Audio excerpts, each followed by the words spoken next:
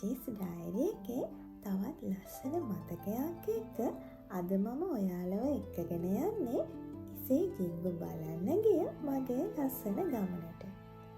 ජපන් භාෂාවෙන් කියනවා නම් මේක ජිංජ එකක්. ඒ කියන්නේ දේවාලයක් කියන එක.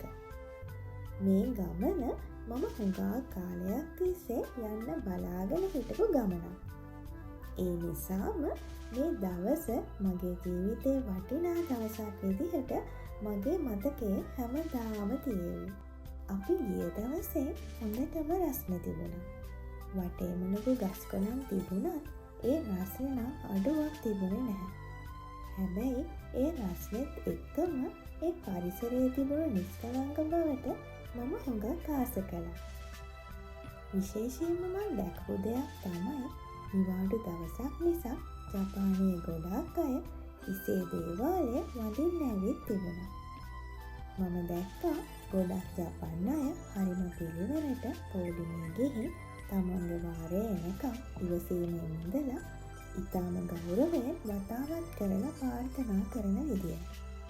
අපිත් එයාලා කරන හැම වතාවකම ඒ විදිහටම කළේ නැති වුණත් අපිට ආවේනික විදිහට අපිට අවශ්‍ය දේවල් කරලා අපි අපේ ප්‍රාර්ථනාවල් සිද්ධ කළා. මේ දේවාලයට ගිහින් කරන ප්‍රාර්ථනා ඉෂ්ට වෙනවා කියලා ජපන් ජාතිකයන්ගේ ලොකු විශ්වාසයක් තියෙනවා කියලා මම දැනගෙන හිටියා.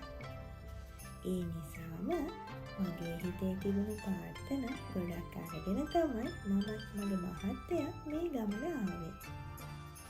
මම මේ දවස මගේ ජීවිතේ වටිනා දවසක් විදිහට උඩින්ම ලියාගත්තේ මගේ ජීවිතේ ඉස්සරහට වෙන්න ඕන දේවල් අපි දෙන්න වෙනුවෙන්ම අපේ ඉදිරි අනාගතය ගැන ප්‍රාර්ථනා කරන්න මට අවස්ථාව ලැබුණ නිසා.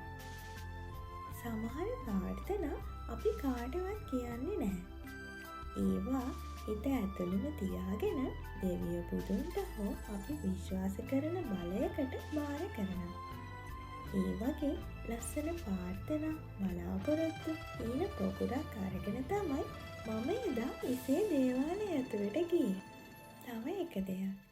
මම ජපානයේ විශේෂ තැනක් බලන්න ගිය හැම වෙලාවකම ඒ තැන මතක් වෙන්න පුංචි දෙයක් අරගෙන එන්න අපි දෙන්න අමතක කරන්නේ නැහැ. ඒ දේ ලොකු වටිනාකමක් තියෙන්න ඕනේ නැහැ. ඒ කාලයක් ගිහින් ඒක ආයෙත් දැක්කම මේක මම එදා ඒ ලස්සන තැනට ගිය දවසේ අරගෙන ආවේ කියලා ඒ මුළු දවසම ආයෙත් මතක් වෙනවා. ඒ නිසා මට ඒ පුංචි දේවල් තෑගි වලට වඩා ලස්සන මතකයක්. ඉසේ දේවාලයට ගිය ඒ ගමනත් මම අමතක නොවෙන්න එදා දවස වෙනුවෙන් පුංචි මතකයක් අරගෙන එන්න අමතක කළේ නැහැ. ඉසේ දේවාලය ඇවිදලා එළියට ආවට පස්සේ අපි ඇතුල් වුණේ තවත් වෙනස්ම ලෝකයකට වගේ. වටේම කෑම බීම වලින් පිරුණු ලස්සන පාරක්. මේ පාරේ ඇති වෙනකල්ම ඇවිදලා ආස දේවල් කාලා බීලා තමා එතනින් පිටත් වෙන්න හිත හදාගත්තේ. කොයිතරම් රස්නයක් තෙහෙට්ටුවක් දැනුණත් ඇවිදලා ඇති උනේ නම් නෑ. මම උදේම නැගිටලා අපි දෙන්නට අවශ්‍ය කෑමත් හදාගෙනයි මේ ගමන ආවේ. යන මග දැකපු ලස්සන තැනකට එන ගමන් මෙතනට ඇවිත් කමු කියලා අපි දෙන්න කතා කරන් හිටිය නිසා ඒ තැනත් හොයාගෙනම ඇවිත් අපි දෙන්න නිවිහැනහිල්ල දවල් කෑම ගන්න තීරණය කළා. ඒ මොහොත ඉතින් අපි දෙන්න ඒ ලස්සන තැනට ඇවිත් කෑම කන්න ලෑස්ති වුණා. ඒ වෙලාවේ මට හිතුනේ ජීවිතේ සතුටු වෙන්න හැමදාම ලොකු දේවල් ඕනේ නැහැ කියලා.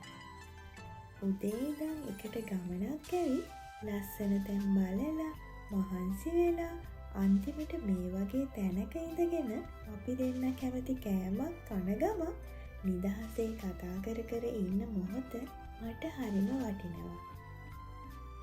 සමහර වෙලාවට අපිට ඕන වෙන්නේ එච්චරයි. ලොකු දෙයක් නැතුව, ලොකු සැලසුමක් නැතුව අපි ආදරය කරන කෙනා එක්ක නිදහසේ ගත කරන්න පුළුවන් පුංචි වෙලාවක්. එදා ඒ තැනදී මට දැනුනේ හරිම ආදරණීය නිදහස් හිතට සැනසීමක් දැනෙන වෙනස්ම හැඟීමක්. ඒ වගේ මොහොතවල් තමයි කාලයක් ගියාට පස්සේ ආයෙත් මතක් කරද්දී අපේ මූණට හිනාවක් ගේන්නේ. ඒ නිසා මට පුළුවන් හැම වෙලාවකම මේ පුංචි මොහොතවත් හරිම ආසාවෙන් අපේ මතක පොතට එකතු කරගන්නවා. කෑම කාලා නිදහසේ කතා කරලා අපි ගෙදර එන්න පිටත් වුණා. අපේ ගමන එතනින් ඉවර වුණේ නැහැ. අපි දෙන්න කොහේ ගියත් අතරමඟ ලස්සන තැනක් දැක්කොත් පුළුවන් නම් එතනත් නැවතිලා බලන්න හරි ආසයි. මම කොහේ ගියත් රෑ වෙනකන් ඇවිදින්න ආස කෙනෙක්. ඉතින් මේ දවසත් ඒ වගේමයි. එදා ඉසේ දේවාලයට ගිහින් මම තේරුම් ගත්ත තවත් දෙයක් තිබුණා. අපි වෙන රටක ජීවත් වුණත් අපේ හිතේ තියෙන විශ්වාස, ආර්ථනා, ආදරය ඒ හැම දෙයක්ම අපිත් එක්කම තියෙනවා. ඒ දවසේ මම දැකපු මිනිස්සු, ඒ පරිසරය, අපි දෙන්න එකට ගත කරපු මොහොතවල් ඒ හැමදේම මගේ මතකයේ හැමදාම තියෙයි. ඉතින් මේක මට තවත් එක ගමනක් නෙවෙයි. මගේ ජීවිතේ මට හැමදාම මතක් කරන්න ආස කරන ලස්සන දවසක්. ඉතින් මේ ලස්සන දවස ඔයාලත් එක්ක බෙදාගන්න ලැබුණ එක ගැන මට තියෙන්නේ ලොකු සතුටක්. ජීවිතේ ලස්සන මතකයන් කාලයත් එක්ක මැකෙන්න පුළුවන්. ඒත් ඒ මතක ආදරයෙන් සටහන් කරලා තියාගත්තොත් ආයෙත් බලන හැම වෙලාවකම ඒ මොහොතට ආපහු යන්න පුළුවන්. ඒ නිසා මේ තමයි මගේ මතක පොත. ජීවිතේ ලස්සන මතකයන් එකතු කරගෙන ඒ හැම මතකයක්ම ඔයාලත් එක්ක බෙදාගන්න මම ආයෙත් එන්නම්. මම සචි. මේ සචීස් ඩයරි.